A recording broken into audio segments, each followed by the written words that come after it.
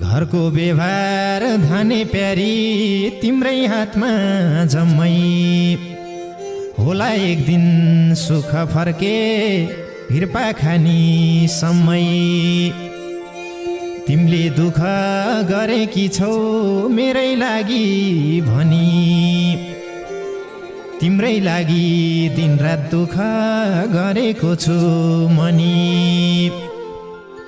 तिम्रा आँसु खोला सरी बग्छन् कल